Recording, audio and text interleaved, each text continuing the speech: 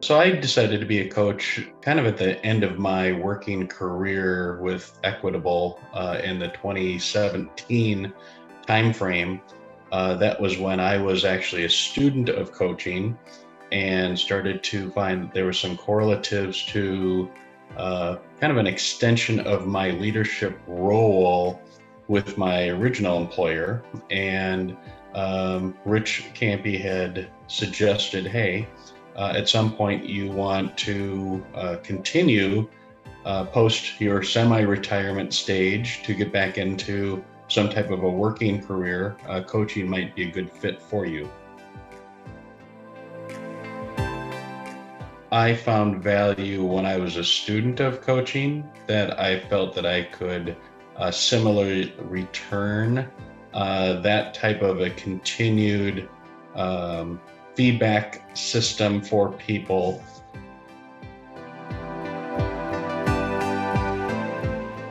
I'd probably answer no, but in reality, there was a few moments of wondering, am I going to be able to get all this mind scan, kind of to do the debriefings and be able to interpret and read those charts? There was a little bit of a test of the wills there.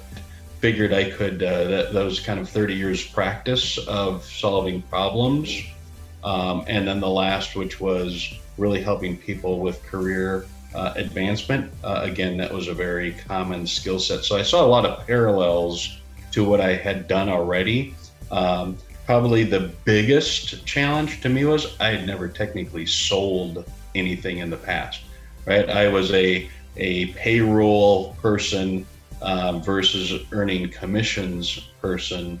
And from that standpoint, if there was ever a shadow of a doubt, it was, am I up for doing that, of putting a price on my services versus kind of having always known what my price or my value was when I was on more of a salaried versus commission job. It's always that risk reward, I call it pendulum. How much risk are you willing to take? How much reward are you willing to pursue? And I'd say it would be on the more of the reward side in my particular situation. I think the second point is it's correlated to the amount of effort you want to put into it. So if you want to jump in both feet, there can be high reward. And I'd say the third element was the value. Matt Drinkon and I had a joint work opportunity out of the gates. The value to see a proven coach in action highly accelerated my confidence level and my ability to be successful in this business. I would say for the goals that I set, my personal goals for coaching, it has been successful in that regard. There's always going to be those times where it gets really busy. And you feel like, what did I sign up for? And then there's the other opportunities that it affords, which is a great degree of scheduling your own level of commitment each day. And so on those other days where you've got a lot of freedom to, again, hobbies, interests, or other activities, to say, hey, it's Wednesday afternoon and I'm a big bike rider, to be able to go out and go for a long bike ride. I'm like, yeah, this is a pretty good gig. An average week would be 15 to 18 hours of commitment on coaching.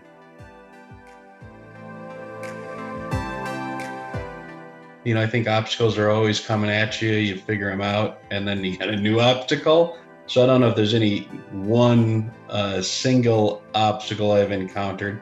I would say there's been times with new client identification, but which I think is also critical to this role, is it's a persistency versus a once and done.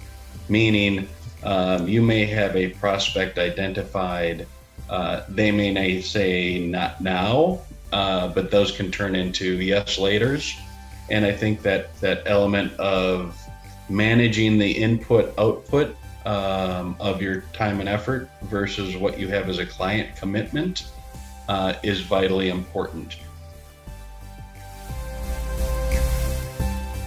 Two things: light bulbs and commitments. Light bulbs, meaning when you're having a conversation and all of a sudden the light bulb goes off, yeah, that is, could be the answer, or yeah, that is what's underneath the problem that I'm trying to figure out. So light bulbs, and then I think the other is around commitments, that as you wrap up a conversation, coaching session, debriefing on what did you make as far as commitments, and making sure that that's coming from the voice of the client versus you as the teacher. I think that's very powerful when they express, I'm willing to do that.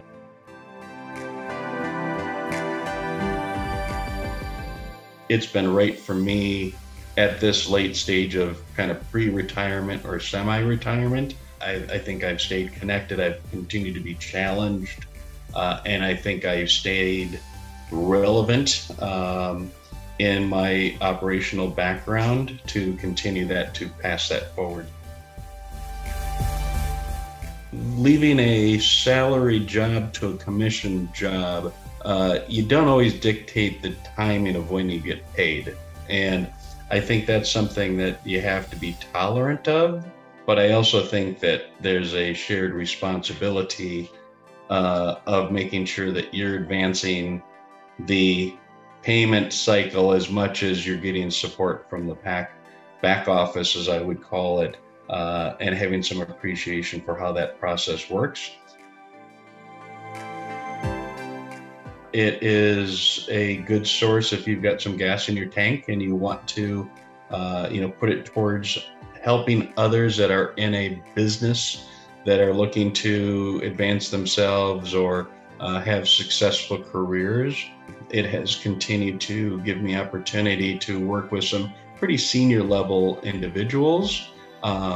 It's given me the appreciation that regardless of what role somebody may be in the position at their company, everybody's got problems, whether that can be a frontline manager or it can be the COO or a president of a company. Everybody's got challenges, and it's a matter of making sure that you can dial in and help solve their problems is really the key to success and the source of great satisfaction as a coach. I use it more as the launching point after I've got a commitment on this is going to help me understand, how I can customize my coaching program for you. So I've usually got a commitment before I'm introducing the mind scan, where I know another, and it's not the one and only, I'm acknowledging that there may be other opportunities to lead with that to get the conversation started. I just happen to be, what works best for me is using it as more of a, after I've got commitment of refining the coaching program for an individual.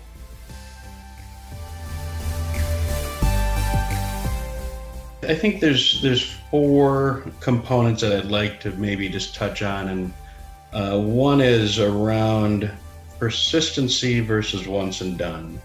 Persistency meaning if you can open up a conversation, continue to nurture that emerging relationship, versus finding that if somebody's not ready right now, that's a rejection.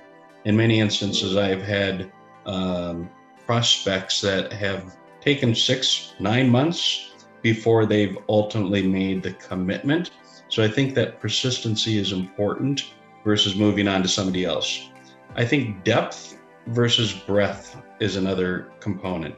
Depth of what you can get into with a person, where their core issues are. I always try to find 3 main coaching focuses. I think focusing on value versus revenue as the primary objective, right? I need to focus on bringing value to my client versus looking at it from a revenue stream mentality for myself. Create new relationships versus counting on existing relationships. Again, from the new coach perspective, I did not feel comfortable with contacting people that I had worked with for many years, my first 6 months, saying, hey, I'm a coach, I'd like to coach you. I was definitely recruiting, prospecting in new relationships. And then while some of that has emerged over the last 2 to 3 years of going back to some of those that I had the former relationship with, I would say make sure you're really comfortable with your own competence in this space before you necessarily rely on just those people that you've known in the past.